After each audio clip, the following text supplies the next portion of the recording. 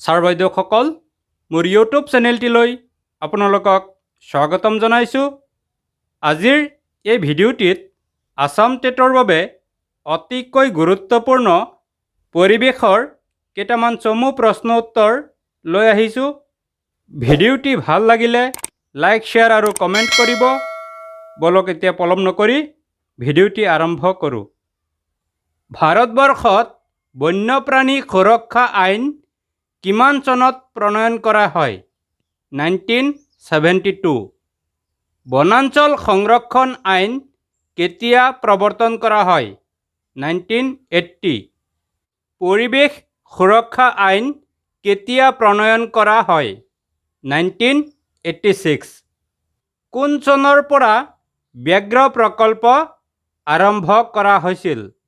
1973। কোন চনৰ পৰা হস্থি প্ৰকল্প আৰম্ভ কৰা হৈছিল? 1992। কোন চনৰ পৰা গড় প্ৰকল্প আৰম্ভ কৰা হৈছিল? 1987। কাজিৰঙাক কিমান চনত ৰাষ্ট্ৰীয় উদ্যান হিচাপে ঘোষণা কৰা হয়? 1974 চনৰ 1 জানুৱাৰী। অসমৰ কোন জিলাৰ বনাঞ্চল আটাইতকৈ বেছি? কাৰ্বি আংলং। জাতিংগা কিয় বিখ্যাত? পৰিভ্ৰমী চৰাইৰ আত্মহত্যাৰ বাবে। ৰেড ডাটা বুকত কিহৰ তালিকা সন্নিৱিষ্ট থাকে? সকলো বিপন্ন আৰু বিলুপ্তি ঘটা প্ৰাণী আৰু উদ্ভিদৰ নাম লিপিবদ্ধ কৰা হয়। বন সুৰক্ষা আইন কেতিয়া সংশোধন কৰা হয়? 1992। 1980 চনত এই আইন প্ৰণয়ন কৰা হৈছিল। 1992 চনত এই আইনখন সংশোধন কৰা হৈছিল। বিশ্ব বন দিৱস কেতিয়া পালন কৰা হয়? 21 মাৰ্চ। নৰ্মদা বাচাও আন্দোলন কেতিয়া আৰম্ভ হৈছিল? 1985। ৰাষ্ট্ৰসংঘই মানৱ পৰিৱেশ সম্পৰ্কীয় বিশ্ব সন্মিলন কোন চনত অনুষ্ঠিত কৰিছিল? 1972। কোন চনত ভাৰতৰ বায়ু প্ৰদূষণ আইন গৃহীত হয়? 1981। নৰ্মদা বাচাও আন্দোলনৰ গুৰিধৰোঁতা কোন আছিল?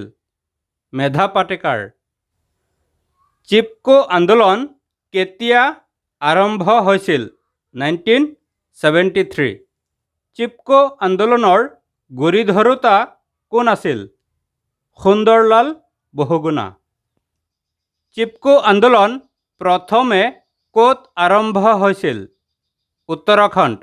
তাৰ পৰৱৰ্তী সময়ত উত্তৰ প্ৰদেশত এই আন্দোলন অব্যাহত আছিল।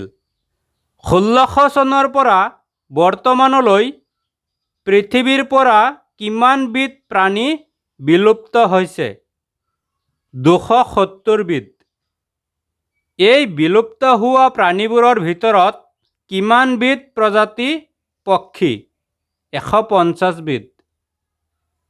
ব্ৰহ্মপুত্ৰ নদীত পোৱা এবিধ বিৰল প্ৰজাতিৰ প্ৰাণী কি? শিশু। বিশ্ব জল দিৱস কেতিয়া পালন কৰা হয়? 22 মাৰ্চ। বিশ্ব জলাশয় দিৱস কেতিয়া পালন কৰা হয়? 2 ফেব্ৰুৱাৰী। বিশ্ব জৈৱ বৈচিত্ৰ্য দিৱস কেতিয়া পালন কৰা হয়? 22 মে'।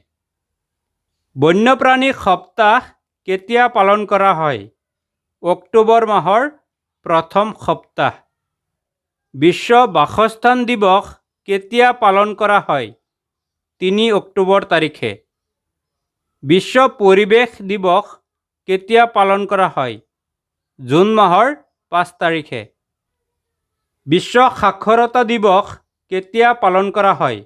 8 মাৰ্চ। বিশ্ব বতৰ বিজ্ঞান দিৱস কেতিয়া পালন কৰা হয়? 23 মাৰ্চ। বিশ্ব স্বাস্থ্য দিৱস কেতিয়া পালন কৰা হয়?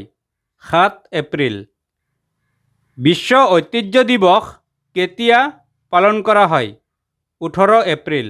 বিশ্ব পৰিয়াল দিৱস কেতিয়া পালন কৰা হয়? 1 জানুৱাৰী। ইউনেস্কোৱে কিমান চনত কাজিৰঙাক বিশ্ব ঐতিহ্য ক্ষেত্ৰৰূপে স্বীকৃতি দিয়ে? 1985। কিমান চনত কাজিৰঙাক ব্যাঘ্ৰ প্ৰকল্পৰ অন্তৰ্ভুক্ত কৰা হয়?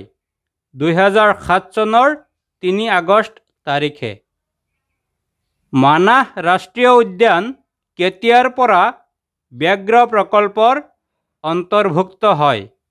1973। ইউনেস্কোৱে কিমান চনত মানাহক বিশ্ব ঐতিহ্য ক্ষেত্ৰৰূপে ঘোষণা কৰে? 1985। কিমান চনত মানাহক ৰাষ্ট্ৰীয় উদ্যান হিচাপে ঘোষণা কৰা হয়? 1990। কিমান চনত নামেৰীক ৰাষ্ট্ৰীয় উদ্যানৰূপে ঘোষণা কৰা হয়? 1998 চনৰ 15 নৱেম্বৰ তাৰিখে। কিমান চনত ওৰাঙক ৰাষ্ট্ৰীয় উদ্যানৰূপে ঘোষণা কৰা হয়? 1999 চনৰ 13 এপ্ৰিল। কিমান চনত ডিব্ৰু-চৈখোৱাক ৰাষ্ট্ৰীয় উদ্যানৰূপে ঘোষণা কৰে? 1999 চনৰ মাৰ্চ মাহৰ 9 তাৰিখে। নামদফা ৰাষ্ট্ৰীয় উদ্যান ক'ত অৱস্থিত? অৰুণাচল প্ৰদেশ। নামদফাক কিমান চনত ৰাষ্ট্ৰীয় উদ্যান হিচাপে ঘোষণা কৰা হয়? 1972।